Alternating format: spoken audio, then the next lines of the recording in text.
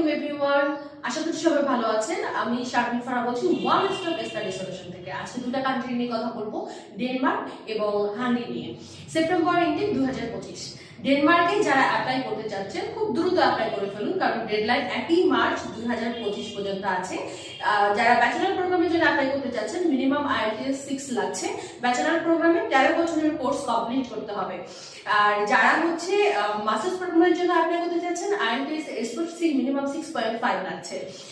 যারা স্পাউস সহ অ্যাপ্লাই করতে চাচ্ছেন ব্যাংক স্টেটমেন্ট 15 থেকে 20 লাখ টাকা লাগছে। আর যারা সিঙ্গেল অ্যাপ্লিকেন্ট তাদের কোনো ব্যাংক স্টেটমেন্ট শো করতে হবে না। হাঙ্গেরিতে যারা অ্যাপ্লাই করতে চাচ্ছেন হাঙ্গেরিতে ব্যাচেলার প্রোগ্রামের জন্য মিনিমাম 5.5 লাগছে এবং মাস্টার্স প্রোগ্রামের জন্য মিনিমাম 6 লাগছে। যাদের IELTS নেই তারা উইদাউট IELTS এ অ্যাপ্লাই করতে পারছেন।